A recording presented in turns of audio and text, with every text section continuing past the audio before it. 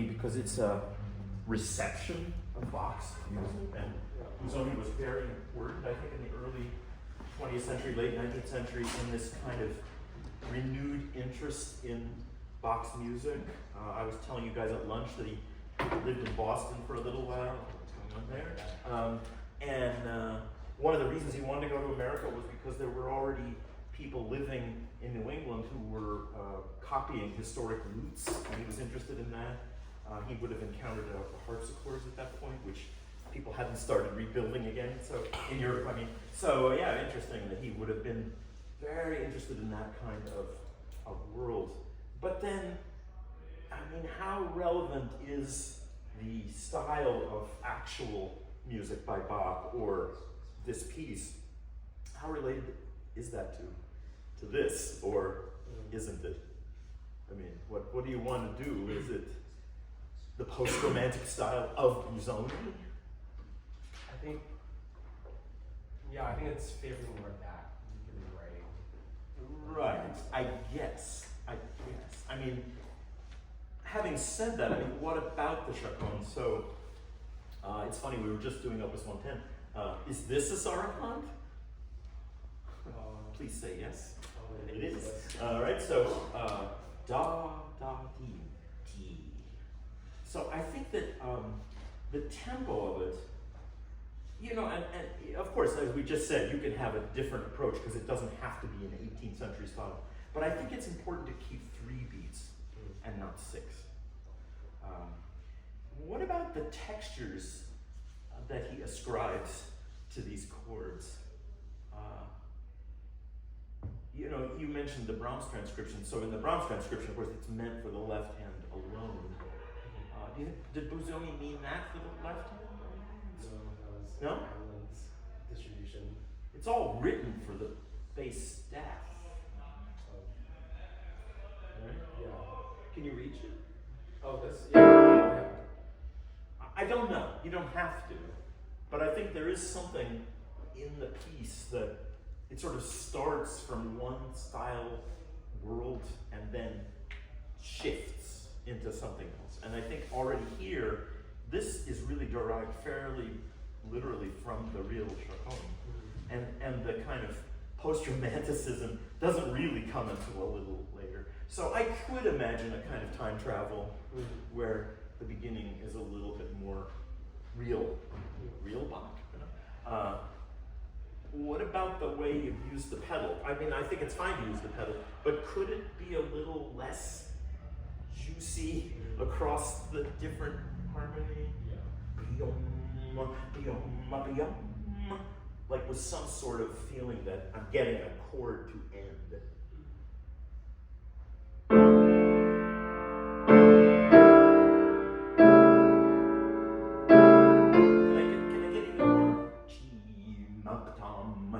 don't know how much is that, like a 30-second note. If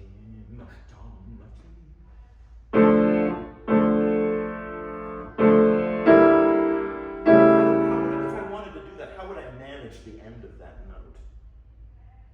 I would say not with your finger. I would just use the pedal at the very end of the sound. And then let the pedal release be the end of the pitch.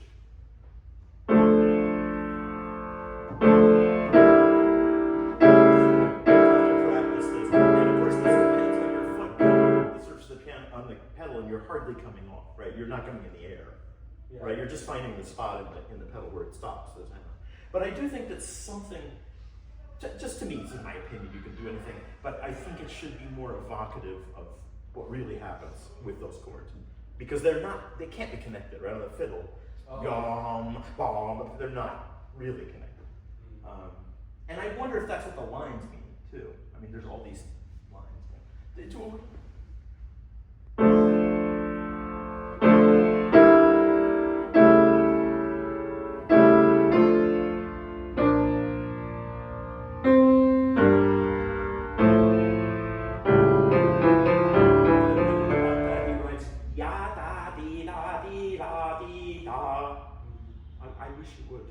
I don't think you should play ya da dee da dee da dee da. I think that's Strauss so much. Dee da dee da dee da dee da. Finish the phrase, and then it starts again. So you don't want to play ya da dee da dee da dee da dee. It's not that. That's the end. Yeah.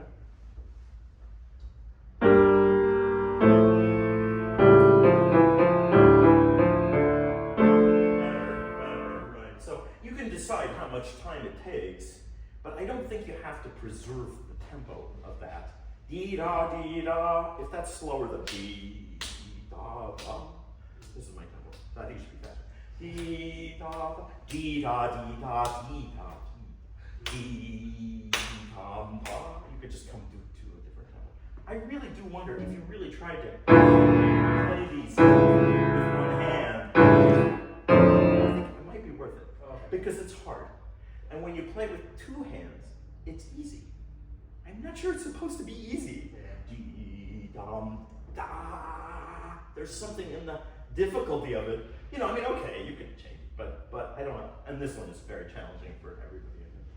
But you've got the hand to play that one, so I don't know. I think just giving in. Yeah. Does Mark really do that? I don't know. I wouldn't do it.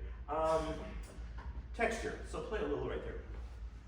So wait. How long is that? So the melody is a dotted eighth note.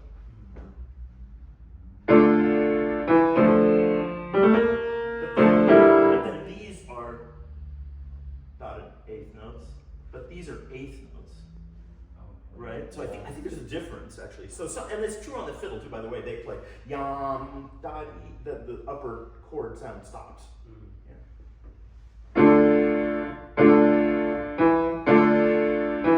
And which part does it want to be more? Does it? No, I think it's the top, right? It is a yeah, because that's the tune. Da dee dee, right? This is not the tune anymore.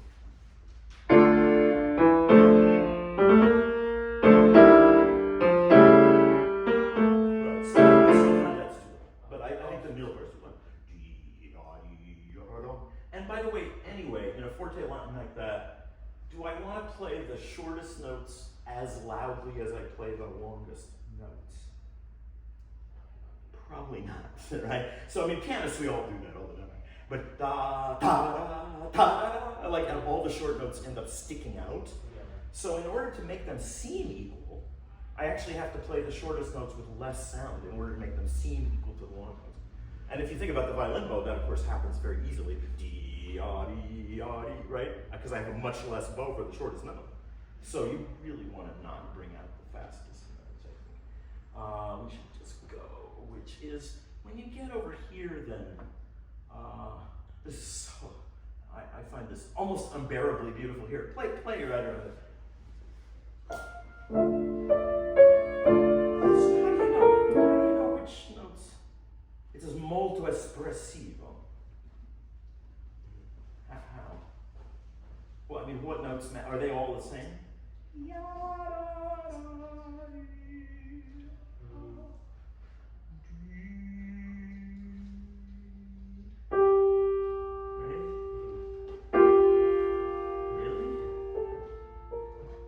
So they're not all equally dissonant, are they? We have, I think as you hear each interval, you should try to feel what ones you like better. And I really think you don't want accents. Because before I heard, so, the C sharp is dissonant, but it's not, well, I don't know, you do something you like. And then when you play it, is it possible that I can still hear? Oh, you play with the other hand. Oh yeah. Well, you can, but can they be together? They're not together.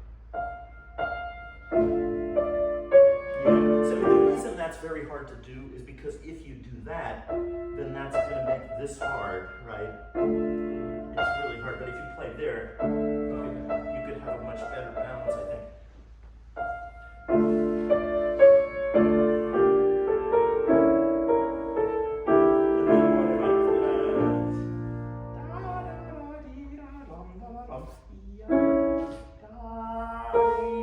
Why is the A got a nice sound?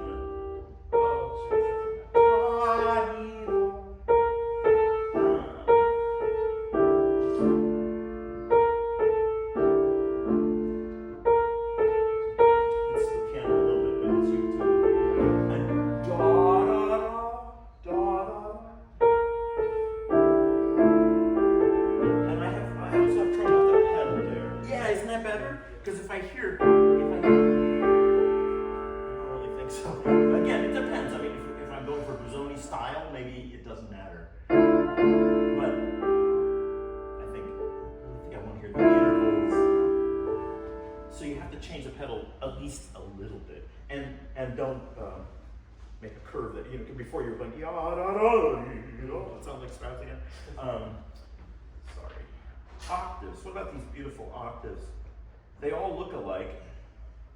Are there any groups there? Yeah. What are they? Let's start from the beginning. Yeah, because what I hear a little bit, I don't know, maybe you practice, but I hear yum, bum, bum, bum, bum, bum, bum, bum. But I think I want to hear boom, boom, boom, boom, boom, boom. You know, just like in real Bach, the syncopation is usually the beginning, right? So when you see those endless groups of fast notes in a piece by Bach, usually the phrase groupings start from the offbeats. They almost never start on the beat. And there is a pulse, for sure. But I mean, you know, that's why jazz musicians like Bach so much, because there's the pulse, but the lines, it's always against the pulse. So here, ba ba ba ba ba ba ba ba, pa ba ba ba ba ba ba ba ba ba ba. I think they all start on syncopation, but not all in the same way. Very clever. Do it slow once, see if you can figure out a convincing group, just a little. Do it slow. So to me, that's the end. That's the end. And then it starts again. So I think in every one of these, that's the cadence. And then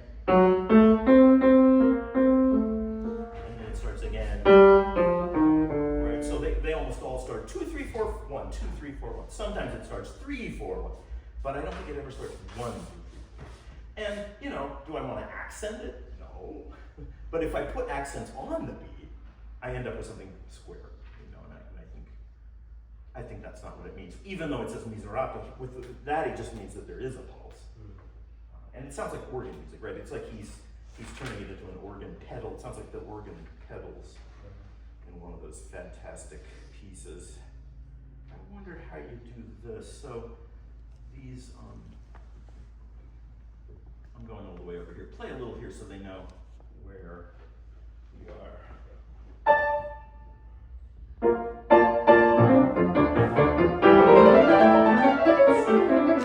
Why are these little and these big?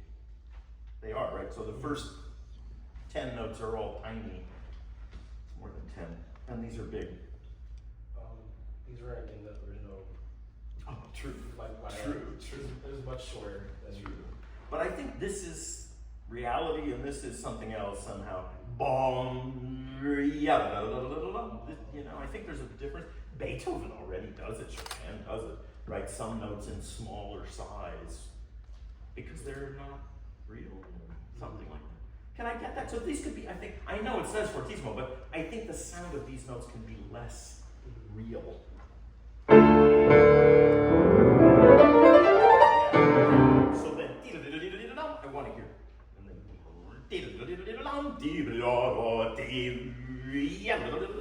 so that there's two layers of something. How do you do that? That's hard.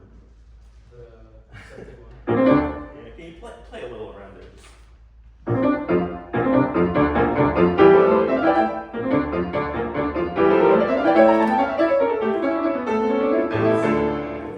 I'm less interested in really a metronomic tempo, but I really want your hands to be together. You know, and I think even here, listen mostly to the left hand there, because I think your right hand is leading and it gets ahead. But I don't care about the speed, just together. So even at that, right, the first three notes, da, da, they're not together. So you really want to make sure the left hand is controlling it. And it might be just in the way you use your hand here. When you go from here to this one, is there a way not to be up so far away from the key? So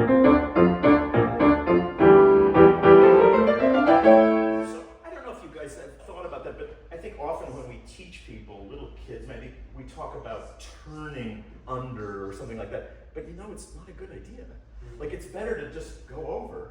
So instead of twisting your hand, yeah, I would just go there. Right, it's right there. You just go over, right? And if you twist your hand, now what happens? I have to bring it back. Right, so it's like, yeah, you might be able to get there, but now what are you going to do? So instead, if I just go over, I'm ready to go. So I think, no crossing under. No, it's not good. Do one more time. Yeah, you can't change it right now, but I think if you get used to the idea of just, it's right there, right? It's right there. You don't have to do that. You don't have to do that. It's just it's there. Right? What is that, like 2 millimeters? It's right there. Yeah. What is dolce espressivo? Wow.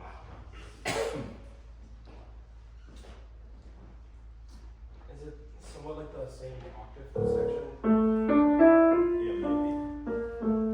Dolce espressivo is strange, right? Beethoven ever write that? Just saying no. He never wrote it. Right? So in Beethoven, dolce or espressivo, right? And they're almost like opposite things. Violin concerto, right? The beginning of the violin concerto, I think dolce appears about 13 times. In fact, it's all dolce. And then finally, in the big payoff in the middle of the first movement, finally the violin plays espressivo. So it's dolce, dolce, dolce, espressivo. Brahms sometimes asks for them together. It's a little unusual. Or in the Paganini variations, you probably know there's a variation where the left hand is espressivo and the right hand is dolce. But here, both somehow. Normally, I think espressivo suggests rubato. And normally I think dolce suggests no rubato. So he's asking for all that. What about the length of pedal? So is there any way to actually do those low notes? Excuse me. They're dotted half notes, right? So there's no way to do it. He didn't have a middle pedal in 1893 in Boston. No way. So no. So I think you gotta hold the pedal. You can play the left hand alone with the pedal. No, just ball. That's probably too low. I mean, not that, but the chord. Pretty good. And then that's hard because I don't want to hear that. I think you should work on that so that makes sense with the pedal. Did you again without the note?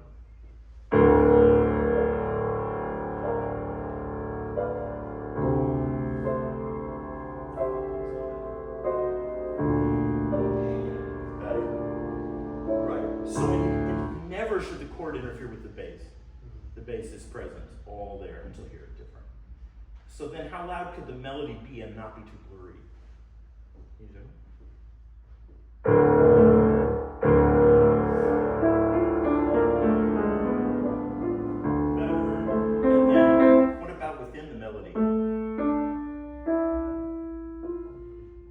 So I don't want to hear.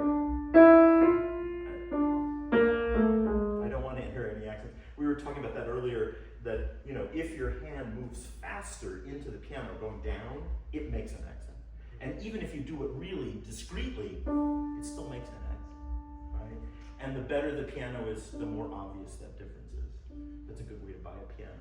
So if you don't hear any difference, get a different piano. But I think that here, it is actually critical, and especially because of this weird dolce espressivo marking, that just the sound itself is kind of fragile, You do it one more time.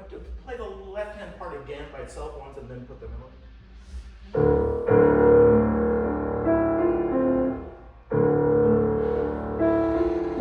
And I know you're practicing that with your voice and accent.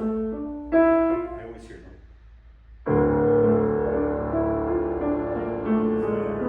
But you heard it now, right? So when he plays the F, his finger moves faster. Da dee da ya.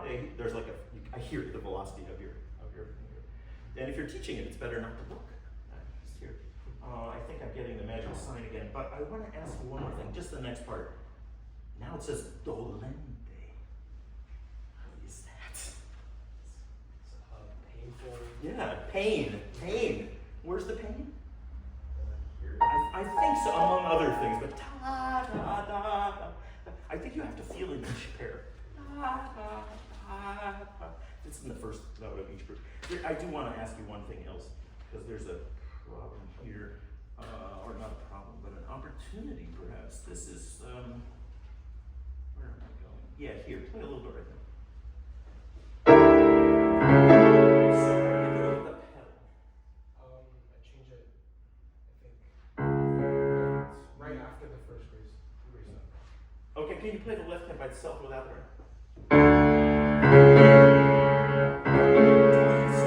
Play it, change it on this guitar. Can you hold those while you're changing?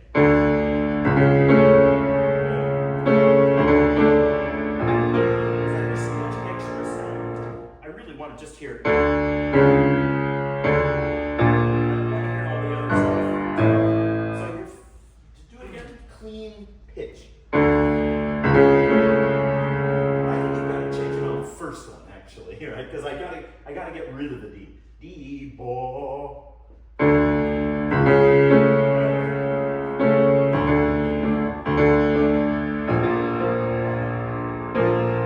the way to practice it is D, ba, foot, second note. You got to do it right away, because otherwise I still hear the D. And then the other part of that is, as you're doing it, don't let go of that. So actually, you are going to do something which doesn't seem rational. You're still going to be holding that, but it won't matter. Because if you change cleanly for this, then when you change this, our ear will just be fine. But if we still hear the bass pitch, it's not so good. One last thing. Quasi tromboni. Isn't that, that's the coolest place. What is that? That's Busoni of our game. Yeah, I know. What's trombone? Everybody got that, right? Trombones.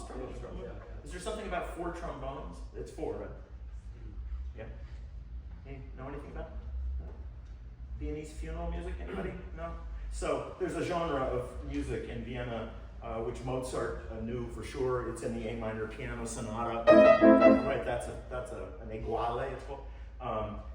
Beethoven actually wrote 3 eguale for 4 trombones. They were played outdoors at funerals, and it's always 4 trombones. And when you have the sound of 4 trombones, is the melody louder? No, right? They all play the same. So you can try to point out the top a little bit, but actually I'd love to hear all this. This is a funeral, I think. It's really serious. Can I hear that again right there? So try to make them almost equal, maybe the right hand, maybe that voice at the top is a little.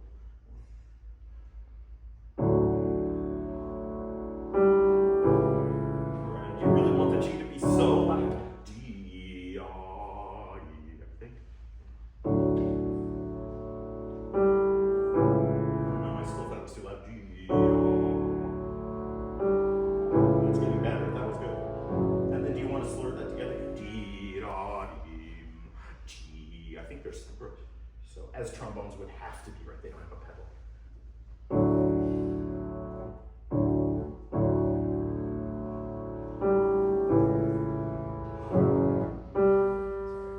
So far, G.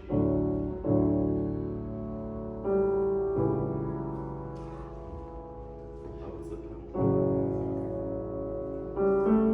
Right. And I think that is an example too. So pianists, we all do that, right? But it's not really good. So I think that's the most sound. It's less. So I think you could emulate trombones and look online, because the Beethoven eguale are certainly recorded all over the place, and it's a very special sound, which people, in earlier musical traditions would have just recognized right away. Oh, 4 trombones, funeral, right? It's just